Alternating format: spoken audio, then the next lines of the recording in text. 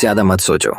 अगर आपको आपके काम में सबसे आगे निकलना है तो आपको अकेले रहकर लड़ना होगा, अकेलेपन से गुजरना होगा। जो व्यक्ति अकेलेपन से गुजरना सीख जाता है वह किसी के पीछे नहीं पड़ता, उसके पीछे लोग खुद आकर पड़ते हैं। इसलिए अकेलापन अगर सफल बना है तो बहुत जरूरी है।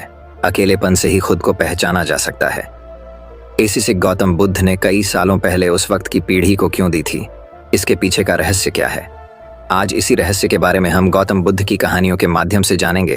तो बिना देर किए चलिए उन कहानियों की शुरुआत करते हैं। पहली कहानी, अकेले लड़ने की ताकत। कभी कभी हमें जीवन में अकेले लड़ने की आवश्यकता होती है।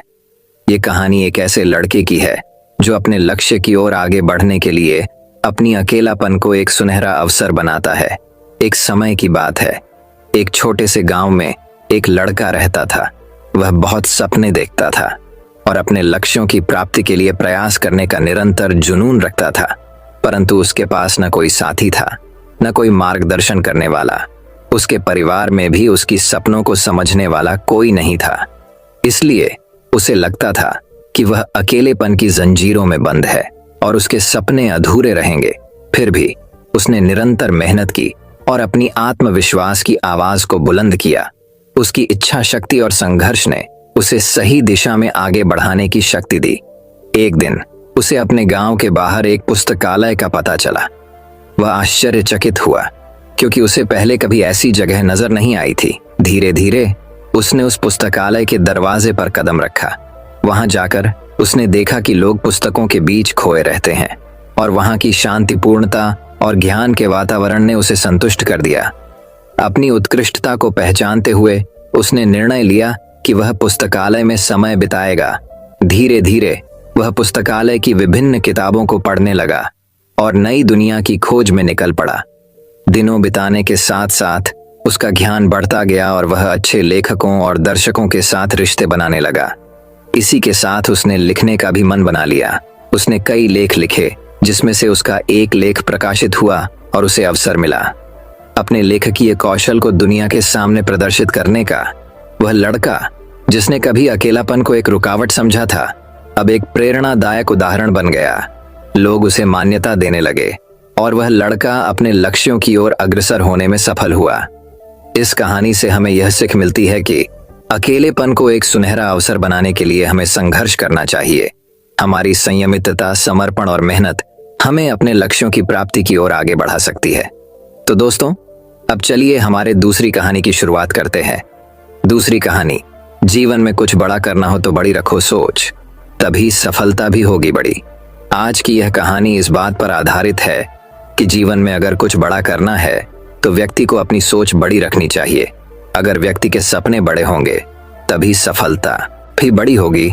इसके लिए व्यक्ति को बड़ा सोचना होगा। आइए सुनते हैं यह प्रेरक कहानी। एक व्यक्ति था जो गरीब परिवार में रहता था।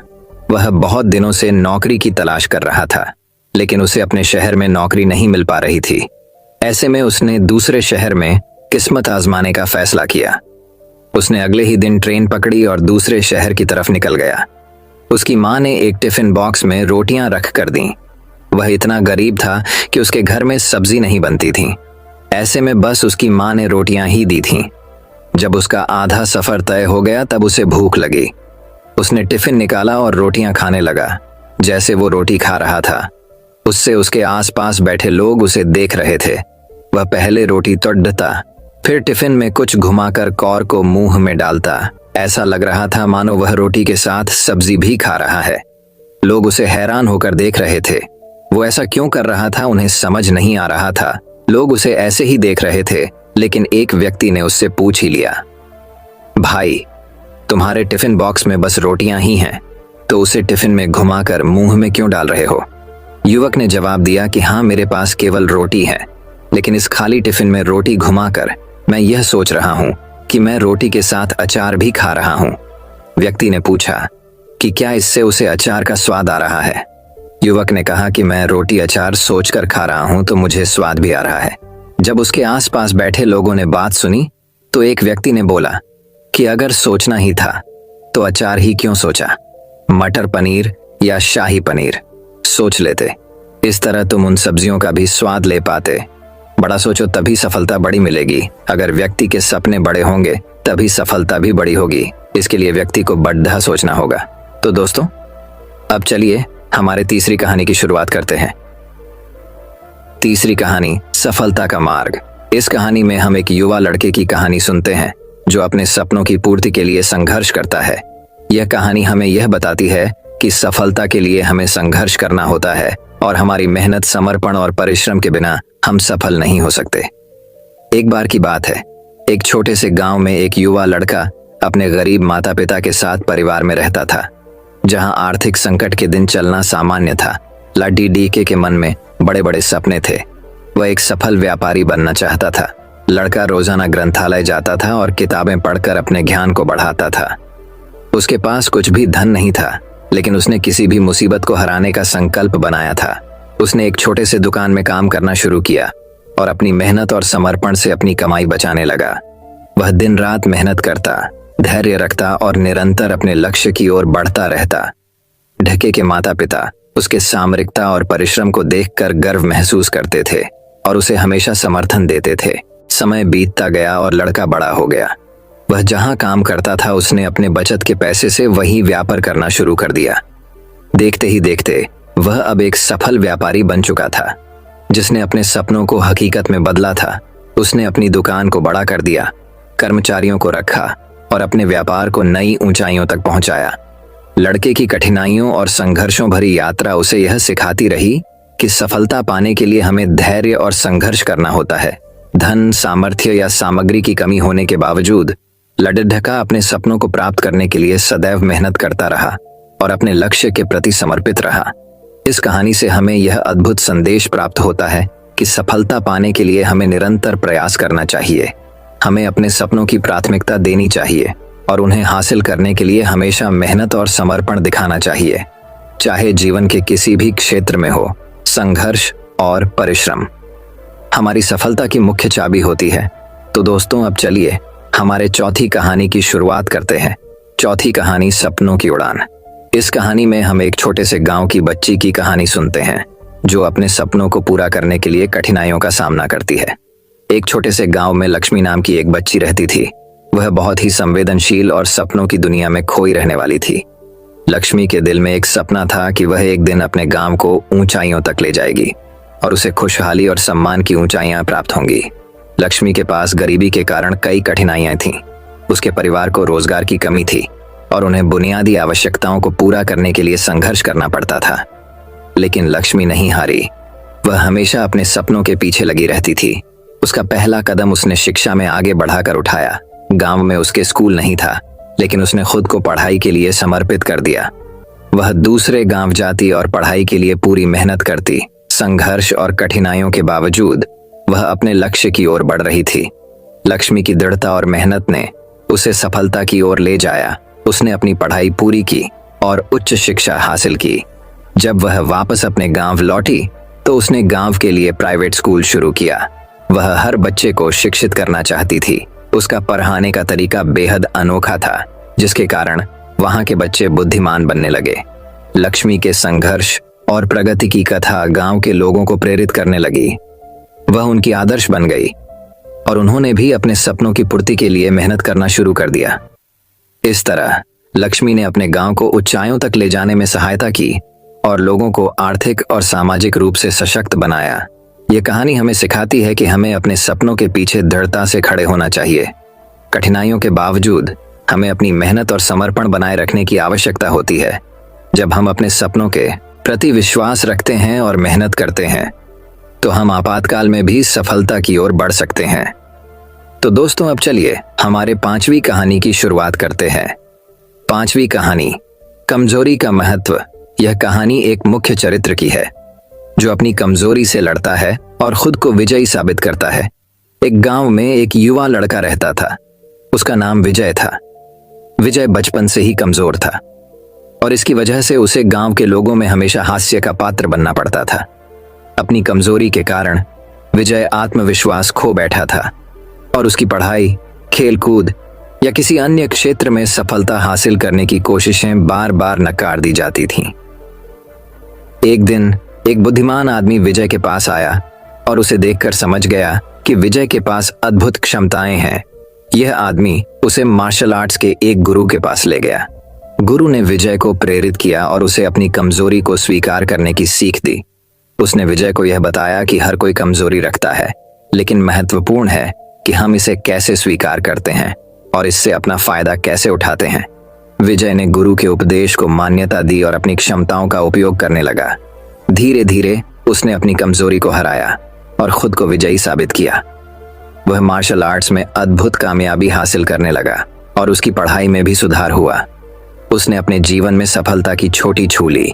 इस कहानी से हमें यह बात सिखाई जाती है कि हमारी कमजोरियां हमारी योग्यताओं को कम नहीं कर सकती। हमें अपनी कमजोरियां स्वीकार करनी चाहिए, लेकिन हमें उनका इस्तेमाल करना चाहिए ताकि हम खुद को सशक्त बना सकें। हमारे अंदर छिपी हुई क्षमताओं को पहचानना और उन्हें सही दिशा में उपयोग करना हमें सफलता तक पहुंचा सकता है। यह कहानी हमें यह भी सिखाती है कि हमें हमेशा अपने सपनों की पूर्ति के लिए अपनी क्षमताओं का उपयोग करके आगे बढ़ना चाहिए।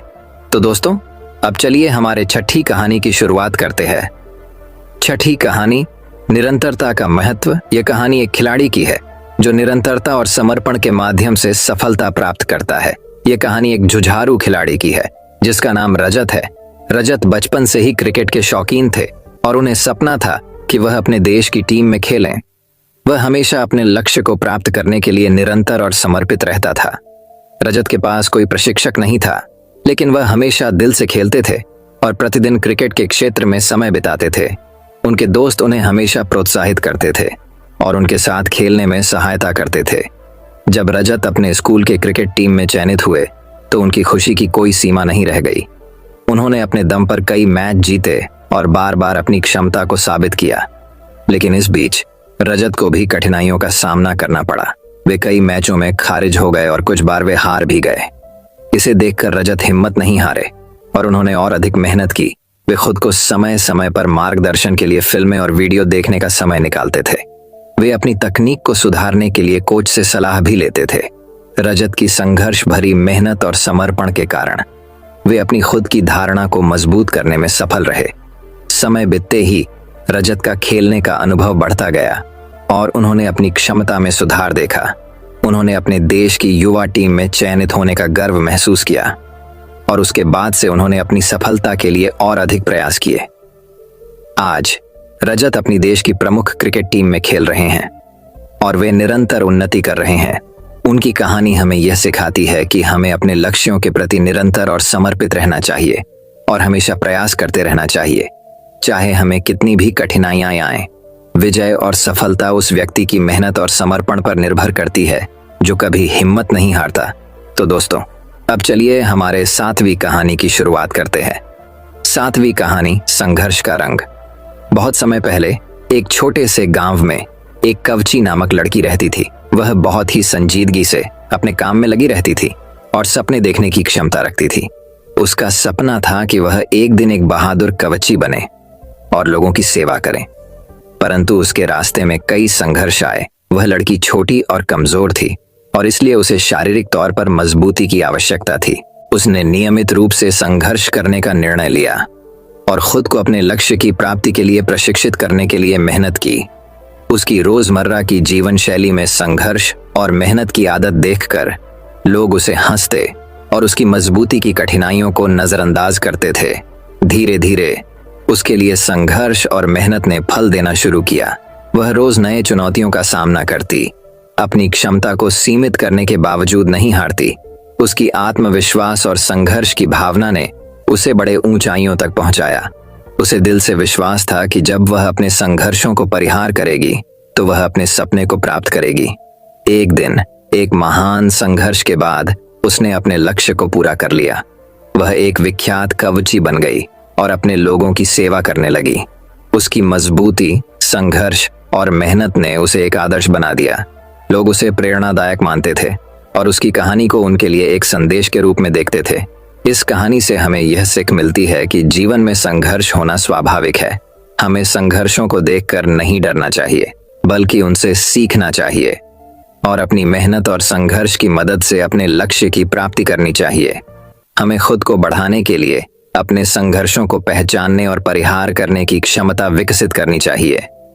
संघर्ष हमारे अस्तित्व को मजबूत बनाता है और हमें सच्ची सफलता की ओर ले जाता है।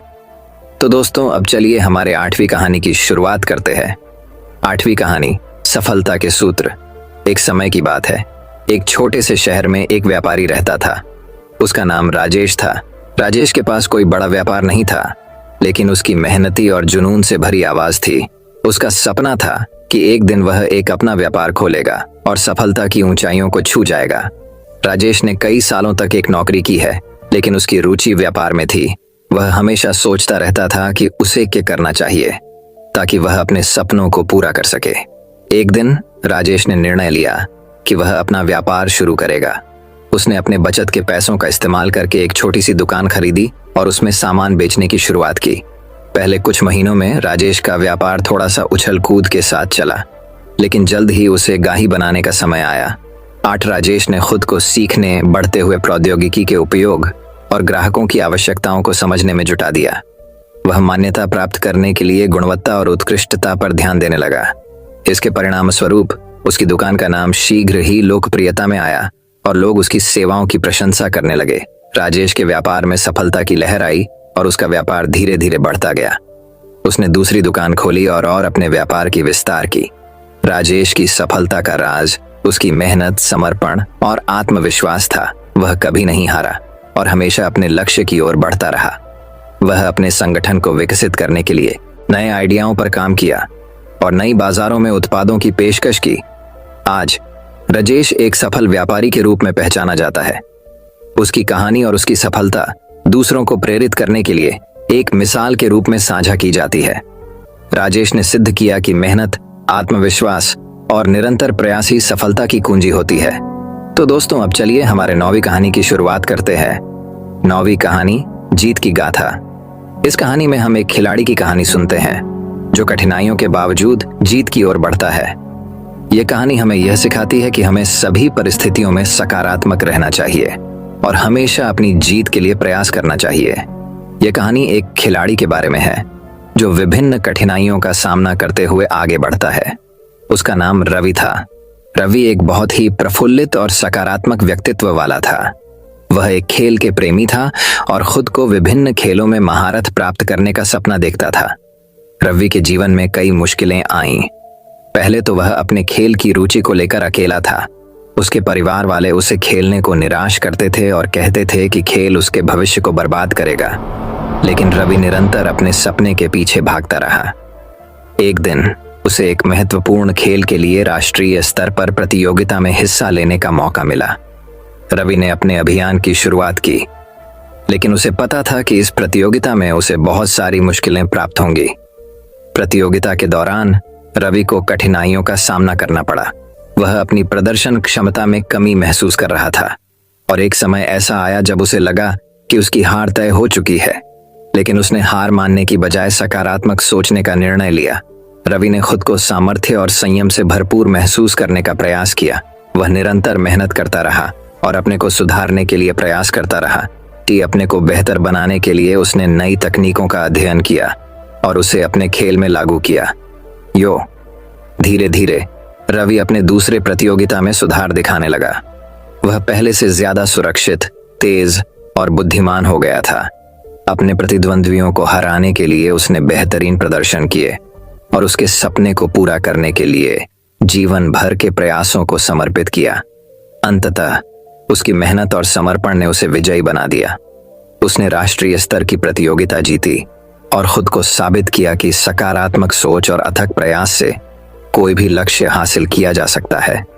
रवि की इस कहानी से हमें यह सीख मिलती है कि जीवन में हमेशा सकारात्मक रहना चाहिए। भले ही हमारे सामर्थ्य को कितनी भी मुश्किलें आएं, हमेशा अपने लक्ष्य के प्रति संकल्पित रहना चाहिए और अपने को सुधारने के लिए प्रयास करना चाहिए। हार मानने की बजाय हमें उससे सीख लेनी चाहिए और आगे बढ़ने के लिए तत्पर रहना चाहिए। इन मोटिवेशनल कहानियों को सुनकर आपको निरंतरता, समर्पण, आत्मविश्वास और संघर्ष की महत्वपूर्णता का अनुभव होगा। ये कहानियां आपको आगे बढ़ने के लिए प्रेरित करेंगी और आपको अपने लक्ष्यों की ओर ले जाएंगी। तो दोस्तों, अब चलिए हमारे 10वीं कहानी की शुरुआत करते हैं। 10वीं कहानी, संकट में साथ देना। यह कहानी एक गांव की है जहां लोग एक दूसरे के सहारे जीने का तरीका सीखते हैं। एक गांव था जहां लोगों के बीच में अनूठा एक बंधन था।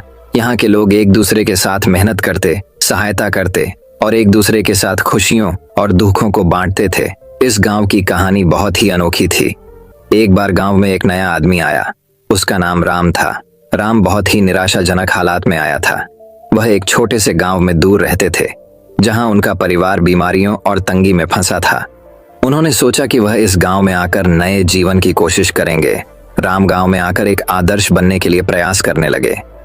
वे हर काम में मेहनत करते, दूसरों की सहायता करते और सबके लिए प्रेरणा स्रोत बन गए। दूसरे लोगों की खुशियों और दुखों में भी वे सहभागी रहते। एक बार गांव में बड़ा दुहक का समय भी आया जब गांव के मुखिया का बेटा अचानक बीमार पड़ गया।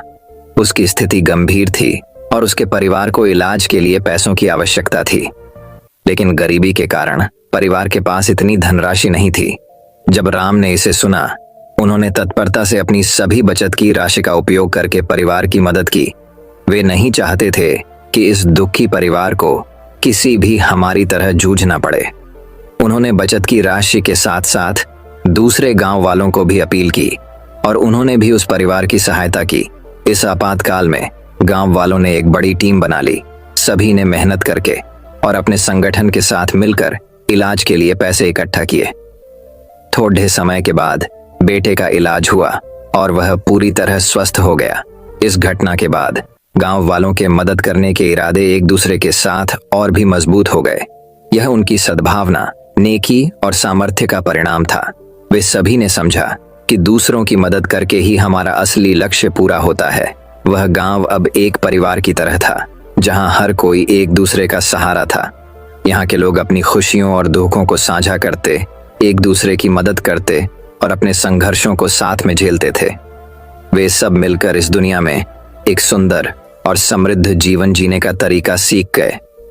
तो दोस्तों, अब चलिए हमारे 11वीं कहानी की शुरुआत करते हैं। 11वीं कहानी, दोस्तों, बात बहुत समय पहले की है। विशाल नगर राज्य में एक बढ़ई था। वह दूर के शहर में एक सेठ के यहाँ काम करने गया। एक दिन काम करते करते उसकी आरी टूट गई। बिना आरी के वह काम नहीं कर सकता था और वापस अपने गांव लौटना भी मुश्किल था। इसलिए वह शहर से पास एक गांव पहुंचा। इधर उधर पूछने पर उसे लोहार का पता चल गया। वह लोहार के पास गया और बोला, भाई, मेरी आरी छूट गई है, तुम मेरे लिए एक अच्छी सी आरी बना दो।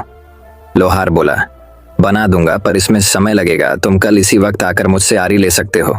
बढ़ई को तो जल्दी थी, सो उसने कहा, भाई, कुछ पैसे अधिक ले लो, पर मुझे अभी आरी बनाकर दे दो। बात पैसे की नहीं है भाई। अगर मैं इतनी जल्दबाजी में औजार बनाऊंगा तो मुझे खुद उससे संतुष्टि नहीं होगी। मैं औजार बनाने में कभी भी अपनी तरफ से कोई कमी नहीं रखता। लोहार ने समझाया। बड़ी तैयार हो गया और अगले दिन आकर अपनी आरी ले गया। आरी बहुत अच्छी बनी थी। बड़ी पहले की अपेक्षा आसानी से और पहले से बेहतर काम कर पा रहा था। बड़ी ने खुशी से ये बात अपने सेठ को भी बताई और लोहार की खूब प्रशंसा की। सेठ ने भी आरी को करीब से देखा। इसके कितने पैसे लिए उस लोहार ने? सेठ ने बड़ी से पूछा। 10 रुपए। सेठ ने मन ही मन सोचा कि शहर में इतनी अच्छी आरी के तो कोई भी 30 रुपए देने को तैयार हो जाएगा। क्यों ना उस लोहार से ऐसी दर्जनों आरियां बनवा कर शहर में बेचा जाए। अगले दिन सेठ लोहार के पास पहुंचा और बोला, मैं तुमसे ढेर सारी आरियां बनवाऊंगा और हर आरी के 10 रुपये दूंगा, लेकिन मेरी एक शर्त है। आज के बाद तुम सिर्फ मेरे लिए काम करोगे, किसी और को आरी बनाकर नहीं बेचोगे। मैं आपकी शर्त नहीं मान सकता। लोहार बोला। सेठ ने सोचा कि लोहार को और अधिक पैसे चाहिए। वह बोला, ठीक है, मैं तुम्हें हर आरी के 15 रुपए दूंगा। अब तो मेरी शर्त मंजूर है। लोहार ने कहा, नहीं, मैं अभी भी आपकी शर्त नहीं मान सकता। मैं अपनी मेहनत का मूल्य खुद निर्धारित करूंगा। मैं आपके लिए काम नहीं कर सकता। मैं इस दाम से संतुष्ट हूं, इससे ज्यादा दाम मुझे नहीं चाहिए। बड़े अजीब आदमी हो, भला कोई आती हुई लक्ष्मी को मना करता है? व्यापारी ने आश्चर्य से बोला। लोहार बोला, आप मुझसे आरी लेंगे, फिर उसे दुगने दाम में गरीब खरीदारों को बेचेंगे, लेकिन मैं किसी गरीब के शोषण का माध्यम नहीं बन सकता। अगर मैं लालच करूंगा तो उसका भुगतान कई लोगों को करना पड़ेगा, इसलिए आपका ये प्रस्ताव मैं स्वीकार नहीं कर सकता। सेठ समझ गया कि एक सच्चे और ईमानदार व्यक्ति को दुनिया की कोई दौलत नहीं खरीद सकती। वह अपने सिद्धांतों पर अडिग रहता है।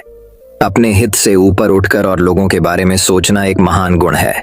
लोहार चाहता तो आसानी से अच्छे पैसे कमा सकता था, पर वह जानता था कि उसका जरा सा लालच बहुत से जरूरतमंद लोगों के लिए नुकसानदायक साबित होगा, और वह सेठ के लालच में नहीं पड़ता। दोस्तों, अगर ध्यान से देखा जाए तो लोहार की तरह ही हम में से अधिकतर लोग जानते हैं कि कब हमारी खुदगर्जी या लालच की वजह से बाकी लोगों को नुकसान होता है, पर ये जानते हुए भी हम अपने फायदे के लिए काम करते हैं। हमें इस स्वभाव को बदलना होगा। बाकी लोग क्या करते हैं इसकी परवाह किए बगैर हमें खुद ये फैसला करना होगा कि हम अपने फायदे के लिए ऐसा कोई काम न करें जिससे औरों को तकलीफ पहुंचती हो। तो दोस्तों, अब चलिए हमारे 12वीं कहानी की शुरुआत करते हैं। 12वीं कहानी। दोस्तों, वही एक और कहानी की शुरुआत कुछ इस प्रकार होती है। बहुत समय पहले की बात है। एक राजा को उपहार में बाज के 2 बच्चे भेंट मिले थे। वे बड़ी ही अच्छी नस्ल के थे और राजा ने कभी इससे पहले इतने शानदार बाज नहीं देखे थे। राजा ने उनकी देखभाल के लिए एक अनुभवी आदमी को नियुक्त कर दिया। जब कुछ महीने बीत गए तो राजा ने बाजों को देखने का मन बनाया और उस जगह पहुंच गए जहां उन्हें पाला जा रहा था। राजा ने देखा कि दोनों बाज काफी बड़े हो चुके थे और अब पहले से भी शानदार लग रहे थे। राजा ने बाजों की देखभाल कर रहे आदमी से कहा, मैं इनकी उड़ान देखना चाहता हूं, तुम इन्हें उड़ने का इशारा करो। आदमी ने ऐसा ही किया। इशारा मिलते ही दोनों बाज उड़ान भरने लगे, पर जहां एक बाज आसमान की ऊंचाइयों को छू रहा था, वहीं दूसरा कुछ ऊपर जाकर वापस उसी डाल पर आकर बैठ गया जिससे वो उड़ा था। ये देख राजा को कुछ अजीब लगा। क्या बात है, जहां एक बाज इतनी अच्छी उड़ान भर रहा है, वहीं ये दूसरा बाज उड़ना ही नहीं चाह रहा। राजा ने सवाल किया, जी हुजूर, इस बाज के साथ शुरू से यही समस्या है। वो इस डाल को छोड़ता ही नहीं। राजा को दोनों ही बाज प्रिय थे और वो दूसरे बाज को भी उसी तरह उड़ान देखना चाहते थे। अगले दिन पूरे राज्य में ऐलान करा दिया गया कि जो व्यक्ति इस बाज को ऊंचा उड़ाने में कामयाब होगा उसे ढेरों इनाम दिया जाएगा। फिर क्या था, एक से एक विद्वान आए और बाज को उड़ाने का प्रयास करने लगे, पर हफ्तों बीत जाने के बाद भी बाज का वही हाल था। वो थोड़ा सा उड़ता और वापस डाल पर आकर बैठ जाता। फिर एक दिन कुछ अनोखा हुआ। राजा ने देखा कि उसके दोनों बाज आसमान में उड़ रहे हैं। उन्हें अपनी आंखों पर यकीन नहीं हुआ और उन्होंने तुरंत उस व्यक्ति का पता लगाने को कहा जिसने ये कारनामा कर दिखाया था। वह व्यक्ति एक किसान था। अगले दिन वह दरबार में हाजिर हुआ। उसे इनाम में स्वर्ण मुद्राएं भेंट करने के बाद राजा ने कहा, मैं तुमसे बहुत प्रसन्न हूँ, बस तुम इतना बताओ कि जो काम बड़े बड़े विद्वान नहीं कर पाए वो तुमने कैसे कर दिखाया। किसान ने कहा, मालिक, मैं तो एक साधारण सा किसान हूँ। मैं ज्ञान की ज्यादा बातें नहीं जानता। मैंने तो बस वो डाल काट दी जिस पर बैठने का बाज आदि हो चुका था, और जब वो डाल ही नहीं रही तो वो भी अपने साथी के साथ ऊपर उड़ने लगा। दोस्तों, हम सभी ऊंचा उड़ने के लिए ही बने हैं, लेकिन कई बार हम जो कर रहे होते हैं उसके इतने आदी हो जाते हैं कि अपनी ऊंची उड़ान भरने की, कुछ बड़ा करने की काबिलियत को भूल जाते हैं।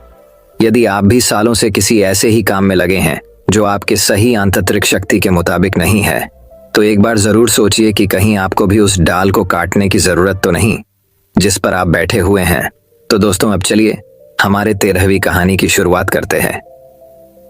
13वीं कहानी। दोस्तों, वही अब एक और कहानी की शुरुआत कुछ इस प्रकार होती है। विश्व के महानतम दार्शनिकों में से एक सुकरात एक बार अपने शिष्यों के साथ बैठे कुछ चर्चा कर रहे थे। तभी वहां अजीबोगरीब वस्त्र पहने एक ज्योतिषी आ पहुंचा। वह सबका ध्यान अपनी ओर आकर्षित करते हुए बोला, मैं ज्ञानी हूं, मैं किसी का चेहरा देखकर उसका चरित्र बता सकता हूं। बताओ, तुम में से कौन मेरी इस विद्या को परखना चाहेगा। शिष्य सुकरात की तरफ देखने लगे। सुकरात ने उस ज्योतिषी से अपने बारे में बताने के लिए कहा। अब वह ज्योतिषी उन्हें ध्यान से देखने लगा। सुकरात बहुत बड़े ज्ञानी तो थे, लेकिन देखने में बड़े सामान्य थे, बल्कि उन्हें कुरूप कहना कोई अतिशयोक्ति न होगी। ज्योतिषी उन्हें कुछ देर निहारने के बाद बोला, तुम्हारे चेहरे की बनावट बताती है कि तुम सत्ता के विरोधी हो। तुम्हारे अंदर द्रोह करने की भावना प्रबल है। तुम्हारी आंखों के बीच पड़ी सिकुड़न तुम्हारे अत्यंत क्रोधी होने का प्रमाण देती है। ज्योतिषी ने अभी इतना ही कहा था कि वहां बैठे शिष्य अपने गुरु के बारे में ये बातें सुनकर गुस्से में आ गए और उस ज्योतिषी को तुरंत वहां से जाने के लिए कहा। पर सुकरात ने उन्हें शांत करते हुए ज्योतिषी को अपनी बात पूर्ण करने के लिए कहा। ज्योतिषी बोला, तुम्हारा बेडौल सिर और माथे से पता चलता है कि तुम एक लालची ज्योतिषी हो और तुम्हारी ठुड्डी की बनावट तुम्हारे सन की होने की तरफ इशारा करती है। इतना सुनकर शिष्य और भी क्रोधित हो गए, पर इसके उलट सुकरात प्रसन्न हो गए और ज्योतिषी को इनाम देकर विदा किया। शिष्य सुकरात के इस व्यवहार से आश्चर्य में पड़ गए और उनसे पूछा, गुरुजी, आपने उस ज्योतिषी को इनाम क्यों दिया, जबकि उसने जो कुछ भी कहा वो सब गलत है? नहीं पुत्रों, ज्योतिषी ने जो कुछ भी कहा वो सब सच है। उसके बताए सारे दोष मुझ में हैं। मुझे लालच है, क्रोध है, और उसने जो कुछ भी कहा वो सब है। पर वह एक बहुत जरूरी बात बताना भूल गया। उसने सिर्फ बाहरी चीजें देखी, पर मेरे अंदर के विवेक को नहीं आंक पाया, जिसके बल पर मैं इन सारी बुराइयों को अपने वश में किए रहता हूँ। बस वह यहीं चूक गया। वह मेरे बुद्धि के बल को नहीं समझ पाया। सुकरात ने अपनी बात पूर्ण करते हुए कहा, सभी के अंदर लालच, कामना, क्रोध होता है, लेकिन ये तो उस व्यक्ति पर निर्धारित होता है कि वो इन भावों को अपने काबू में कैसे कर पाता है। जो व्यक्ति अपनी बुद्धि का इस्तेमाल कर पाता है, वो अपने अंदर की बुराइयों को लोगों के सामने प्रस्तुत करने का खुद को मौका ही नहीं देता। मित्रों, यह प्रेरक प्रसंग बताता है कि बड़े से बड़े इंसान में भी कमियां हो सकती हैं, पर यदि हम अपनी बुद्धि का प्रयोग करें तो सुकरात की तरह ही उन कमियों से पार पा सकते हैं। दोस्तों, मैं उम्मीद करता हूं कि यह कहानी सुनने से आपके जीवन में अच्छे बदलाव आए होंगे। आपको इस वीडियो से क्या सीखने मिला, ये कमेंट करके जरूर बताएं और अपने परिवार, दोस्तों या आपके करीबी इंसान के साथ ये कहानी शेयर करके उन्हें भी इस ज्ञान से परिचित करवाएं। बाकी अगर आपको यह वीडियो दिल से अच्छी लगी हो तभी इस वीडियो को लाइक कर देना, और आपने अब तक इस चैनल को सब्सक्राइब न किया हो तो चैनल को सब्सक्राइब भी जरूर कर दें।